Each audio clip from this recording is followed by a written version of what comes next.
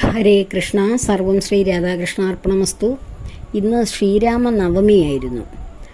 നമ്മുടെ ഭാരതത്തിൻ്റെ രാമഭക്തരുടെ സനാതനധർമ്മികളുടെ അനേക കാലത്തെ ആഗ്രഹമായിരുന്നു ശ്രീരാമചന്ദ്രൻ്റെ ജന്മഭൂമിയായ അയോധ്യയിൽ ശ്രീരാമപ്രഭുവിൻ്റെ ഒരു മന്ദിരം, ഒരു മഹാക്ഷേത്രം പണിയുക എന്നുള്ളത്. അങ്ങനെ ശ്രീരാമചന്ദ്രനെ അവിടെ പ്രാണപ്രതിഷ്ഠ നടത്തി. ഇന്ന് ഉച്ചയ്ക്ക് 12 മണിക്ക് ശേഷം സൂര്യകിരണം നേരിട്ട് ശ്രീരാമപ്രഭുവിൻ്റെ നെറ്റിയിലേക്ക് വീഴുന്ന ദൃശ്യവും നമ്മൾ കണ്ടു. അങ്ങനെ ഭാരതത്തിൻ്റെ സംസ്കാരവുമായി ബന്ധപ്പെട്ട് കിടക്കുന്ന ഇതിഹാസങ്ങൾ, സനാതനധർമ്മത്തിൻ്റെ അടിത്തൂണുകളായ വേദങ്ങളും പുരാണങ്ങളും ഇതിഹാസങ്ങളും ഉപനിഷത്തുകളും ഈ ധർമ്മത്തെ, ലോകത്തിൻ്റെ, ഈ ഭൂമിയുടെ മറ്റ് ധർമ്മങ്ങളുടെ കളിത്തൊട്ടിലായി മാറ്റിയ സനാതനധർമ്മം പാലിക്കണമെങ്കിൽ, ആ ധർമ്മത്തിലൂടെ മുന്നോട്ട് പോകണമെങ്കിൽ ശ്രീരാമനെയും ശ്രീരാമനവമിയെയും ശ്രീകൃഷ്ണ ജയന്തിയെയും ഒക്കെ ആചരിക്കണമെങ്കിൽ കോടതിയുടെ വിലക്കുകളും ഇലക്ഷൻ കമ്മീഷൻ്റെ അനുവാദവും ഒക്കെ വേണം ഇന്ന് സനാതനധർമ്മികൾക്ക്. ഇന്നത്തെ ദിവസം ശ്രീരാമചന്ദ്രപ്രഭുവിൻ്റെ നവമി ആഘോഷം മുന്നോട്ട് കൊണ്ടുപോകുവാൻ അത്രയ്ക്ക് ഗതികെട്ട ഒരു സമൂഹമായി, ഒരു സംസ്കൃതിയായി സനാതനധർമ്മം മാറിയിരിക്കുന്നു. ഇവിടെ ആര് ഭരിച്ചാൽ എന്താണ്?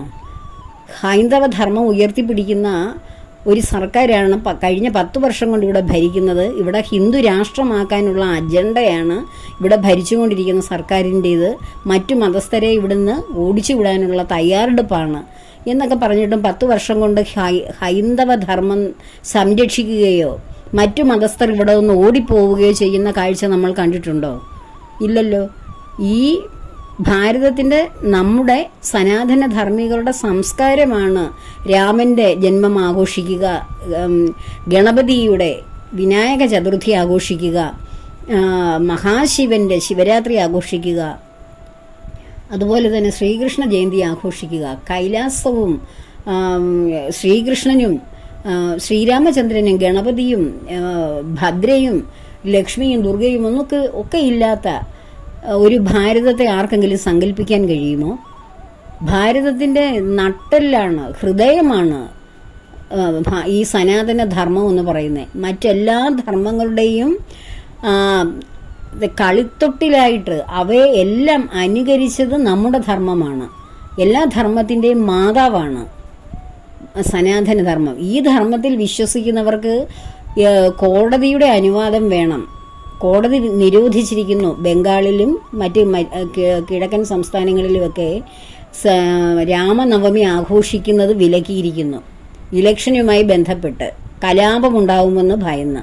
എന്ത് കലാപമുണ്ടാകാനാണ്? നമ്മുടെ സംസ്കാരത്തിൻ്റെ ഭാഗമല്ലേ. ഈ കലാപം ഉയർത്തുന്ന മറ്റ് കലാപത്തിനോട് താല്പര്യമുള്ളവർ, വോട്ട് ബാങ്കുകളായി മാറിയിരിക്കുന്ന മറ്റ് ന്യൂനപക്ഷ സമുദായങ്ങളെ കൂട്ടുപിടിച്ച് അധികാരത്തിൽ എത്തുവാൻ കാത്തിരിക്കുന്നവർ ഇളക്കിവിടുന്ന വാർത്തകളാണ് കലാപങ്ങൾ.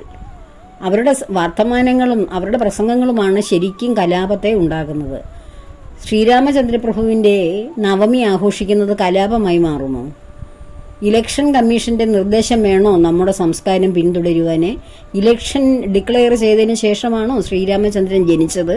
അല്ലെങ്കിൽ ഈ ഭാരത സംസ്കാരം ഉണ്ടായത്? ആദികാവ്യമായ രാമായണം ഉണ്ടായത്, ആദികവിയായ വാൽമീകി ഇവിടെ ഉണ്ടായത് ഇലക്ഷൻ ഡിക്ലെയർ ചെയ്തതിന് ശേഷമാണോ? അപ്പോൾ ഒരു ഹിന്ദുക്കളെന്ന് പറയുന്ന വിഭാഗത്തിൻ്റെ ഭാരതത്തിൽ, അവരുടെ സ്വന്തം രാജ്യമായ ഭാരതത്തിൽ അവർക്ക് അവരുടെ രാമൻ്റെ നവമി ആഘോഷിക്കുവാൻ കോടതിയുടെ വിലക്കുകൾ. ഈ രാജ്യം സനാതനധർമ്മികളുടെ, രാമൻ്റെ രാജ്യമാണ്. ശ്രീകൃഷ്ണൻ്റെ ദ്വാരക പണിഞ്ഞ രാജ്യമാണിത്. വൃന്ദാവനം നിലനിൽക്കുന്ന രാജ്യമാണ്. ഇപ്പം മുഹമ്മദ് നബിയുടെ രാജ്യം അവരാചരിക്കുന്ന, നബിയെ കാണാനും ആ ഒരു പുണ്യഭൂമിയിൽ എത്തുവാനും അവർ മെക്കയിലും മദീനയിലുമാണ് പോകുന്നത്. ജീസസ് ക്രൈസ്റ്റിൻ്റെ ജന്മസ്ഥലം തേടി എവിടെയാണ് പോകുന്നത്? ജെറുസലേമിലാണ് പോകുന്നത്. റോമിലെ വത്തിക്കാൻ സിറ്റിയിലും മാർപ്പാപ്പയെ കാണുവാനും ഒക്കെ അവിടെയല്ലേ അവർ പോകുന്നത്. നമുക്ക് എവിടെയാണ് പോകാനുള്ളത്? നമുക്ക് നമ്മുടെ രാജ്യത്ത് തന്നെയാണ് നമ്മുടെ സംസ്കൃതിയും നമ്മുടെ ദേവീ ദേവതാ സങ്കല്പങ്ങളെല്ലാം. അപ്പോൾ ഈ ഭാരത മണ്ണിൻ്റെ സംസ്കൃതിയും ഇതിൻ്റെ ധർമ്മവും ഇതിൻ്റെ ഉടമയും ആരാണെന്ന് നമുക്ക് കോടതി വിധിച്ചിട്ട് വേണോ അറിയേണ്ടത്? അല്ലെങ്കിൽ ഒരു ഇലക്ഷൻ്റെ നിയന്ത്രണത്തിൽ നിന്ന് കിട്ടുന്ന അറിവ് കൊണ്ടാണോ നമ്മുടെ സംസ്കാരം നമുക്ക് മുന്നോട്ട് കൊണ്ടുപോകേണ്ടത്? അപ്പോൾ ഈ ഹൈന്ദവരെ സംരക്ഷിക്കുന്ന ഭരണകൂടം ഇവിടെ നിലനിൽക്കുന്ന അവസരത്തിലാണ് ഹൈന്ദവരുടെ ഒരു ആഘോഷം നടത്തുവാൻ കോടതിയുടെ വിലക്കുകൾ ഉണ്ടാകുന്നത്. അപ്പോൾ എത്രയോ മോശമായ അവസ്ഥയിലാണ് സനാതന ധർമ്മികളുടെ ജീവിതത്തിൻ്റെ അവസ്ഥയൊന്ന് ആലോചിച്ച് നോക്കൂ.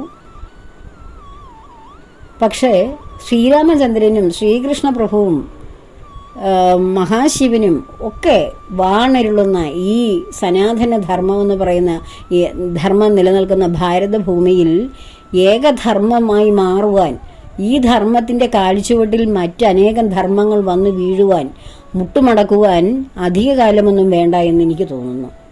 അതെൻ്റെ അഭിപ്രായമാണ്. കാരണം ഞാൻ വിശ്വസിക്കുന്ന, ഞാൻ ജനിച്ചു വളർന്ന സംസ്കാരം, ഞാൻ അനുഭവിക്കുന്ന, ജന്മാന്തരങ്ങളായി ഞാൻ കടന്നുപോയത് ഈ സംസ്കാരത്തിലൂടെയാണ്. അതുകൊണ്ടാണ് എനിക്ക് ഈ സംസ്കാരം ഏറ്റവും പ്രിയപ്പെട്ടതും ഞാൻ ഈ ഭാരതഭൂമിയിൽ ഈ കലിയുഗത്തിൽ ഈ രൂപത്തിൽ വന്ന് ഇവിടെ ജന്മം കൊണ്ടതും. അപ്പോൾ ആ ജന്മാന്തര പുണ്യത്തിൻ്റെ ഫലം ഈ സംസ്കൃതിയുടെ മഹത്വത്തെ നെഞ്ചിലേറ്റിക്കൊണ്ട് പറയുന്നു. ഈ ഒരു ധർമ്മം ലോകം വാഴും. സത്യയുഗത്തിൽ ലോകം വാണത് സനാതന ധർമ്മത്തിലൂടെയായിരുന്നു, അഖണ്ഡ ഭാരതത്തിലൂടെയായിരുന്നു.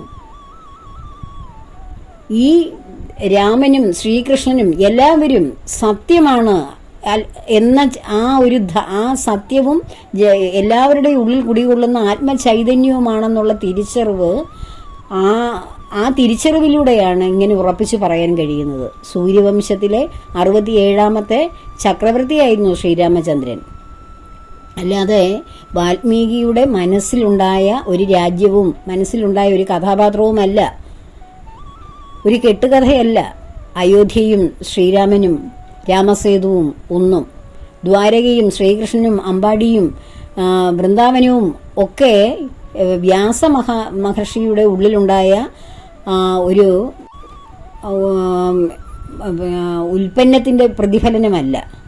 ഇതെല്ലാം ഇവിടെ ചരിത്ര വസ്തുവായി സത്യമായിട്ടുള്ള അവസ്ഥയിലൂടെ ഇപ്പോഴും നിലനിൽക്കുന്ന കാര്യങ്ങളാണ്. അപ്പോൾ ഇങ്ങനെ ഇവിടെ ജീവിച്ച് ഇവിടുത്തെ ജനങ്ങൾക്ക് മാതൃകാ പുരുഷോത്തമന്മാരായി മാറി എങ്ങനെ ധർമ്മം നിലനിർത്താമെന്നും മറ്റുള്ളവരെ പഠിപ്പിച്ചു കൊടുത്ത ആ സനാതന മൂർത്തികൾ യഥാർത്ഥത്തിൽ അവർ ശക്തിയുള്ളവരാണെങ്കിൽ, അവർ ഇവിടം ഭരിച്ചിട്ടുണ്ടോ എങ്കിൽ അവരുടെ ഭരണത്തിൽ, അവരുടെ സംസ്കൃതിയിൽ, അവരുടെ ധർമ്മത്തിൽ ഇവിടെ വീണ്ടും അടുത്ത തലമുറ മുന്നോട്ട് തന്നെ പോകുമെന്ന് ഉറച്ചു വിശ്വസിക്കുന്നു.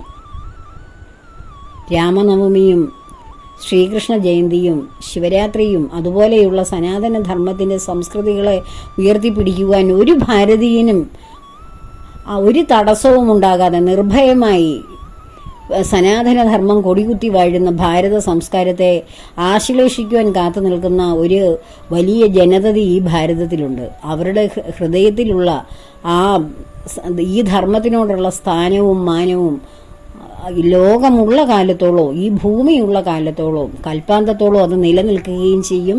കൂടുതൽ ഉജ്ജ്വലമായി ശ്രേഷ്ഠമായി ഭാരതധർമ്മം ലോകത്തെ കീഴടക്കുകയും ചെയ്യും. അതിന് സാധിക്കുവാൻ ഭഗവാൻ എല്ലാവരുടെയും ഒപ്പം ഉണ്ടാവും. ഈ ധർമ്മത്തിൽ അടിയുറച്ച് വിശ്വസിക്കുന്ന എല്ലാ ഭക്തരുടെയും കൂടെ ഭഗവാൻ ഉണ്ടാകും. സർവവും ഭഗവാന്റെ പത്മപാദങ്ങൾ സമർപ്പിക്കുന്നു. ലോകാ സമസ്ത സുഖിനോ ഭവന്തു.